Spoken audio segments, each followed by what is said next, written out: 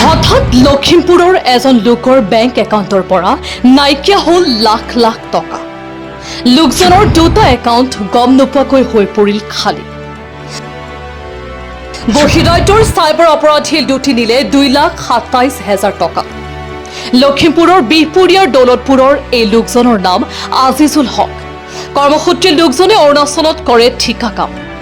মঙলবাৰে তেওঁ শ্ৰমিকক দিবলৈ আছিল মজুৰিৰ ধন, কিন্তু মঙলবাৰে পুৱা লেবাৰ পেমেণ্ট কৰিবলৈ গৈ দেখে তেওঁৰ দুয়োটা একাউণ্ট হৈ আছে প্ৰায় খালী। ভাৰতীয় ষ্টেট বেংকৰ বঙালমৰা শাখাত থকা তেওঁৰ ছেভিংছ আৰু কাৰেণ্ট দুয়োটা একাউণ্টৰ পৰা দুদিনত নোহোৱা হ'ল 2,27,000 টকা।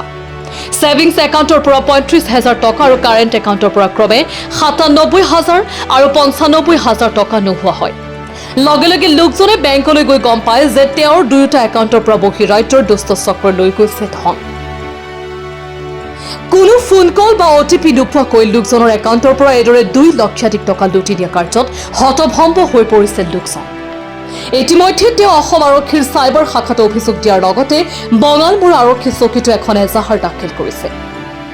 বেংকত নিজৰ সাঁচতীয়া ধনকেইটা সুৰক্ষিত হৈ নথকাত এতিয়া চিন্তিত হৈ পৰিছে এগৰাকী আজিজুল হক। মোৰ নাম মোহাম্মদ আজিজুল হক, মোৰ গড় দৌলতপুৰ। মোৰ একাউণ্ট আছিলে বঙালমৰা বেংকত, SBI কাৰেণ্ট একাউণ্ট আৰু ছেভিং একাউণ্ট, একেই মোবাইল নম্বৰ আছিলে দুয়োটাৰ।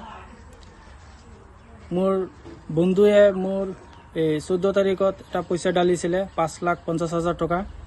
মোৰ লেবাৰক দিবলৈ আছিলে, দিম বুলি ভাবিছিলোঁ।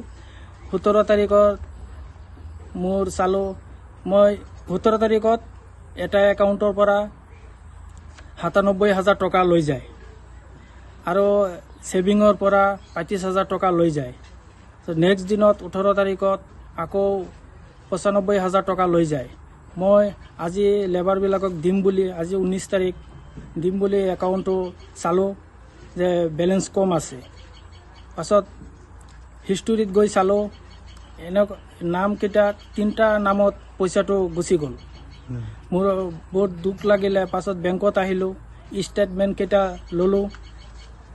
ষ্টেটমেণ্টকেইটা লৈ পিনে চাইবাৰ ক্ৰাইমত আমি এজাহাৰ দিলোঁ আৰু থানাতো এজাহাৰ দিলোঁ। আপোনালৈ কোনোবা কিবা OTP আহিছিলে বা ফোন আহিছিল নেকি?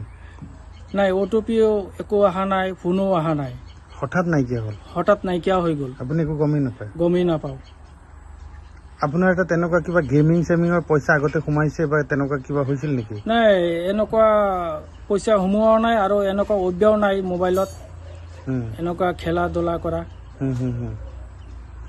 আপুনি একো গমেই নাপায়? নাই, গমেই নাপাওঁ। সেইটোৱে আচৰিত হৈ গ'ল। ইমান দিন ধৰি পইচা আপ ডাউন হৈ আছে, এনেকুৱা প্ৰব্লেম পোৱা নাই। এইকেইদিনৰ পৰা মই প্ৰব্লেমটো পালোঁ, বহুত দুখ লাগিলে। আপুনি কৰে কি?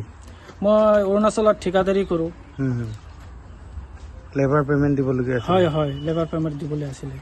এতিয়া কি ক'ব বেংক কৰ্তৃপক্ষক বা যোনে ধৰক পইচা বহুত ছেফ বুলি বেংকত ৰাখে, গতিকে কি কয় আপুনি? মই ক'বলৈ বিচাৰোঁ যে মই ব্যক্তিগত হিচাপে কাৰোবাক পইচা দিবলৈ হ'লে লগে লগে কল আহি যায়, পইচাটো কি তোমাৰ একাউণ্টৰ পৰা দি আছে নে নাই, তুমি এইটো একাউণ্টৰ মালিক হয় নে নহয়, সোধে। পাছত আমি দিব পৰা যায়।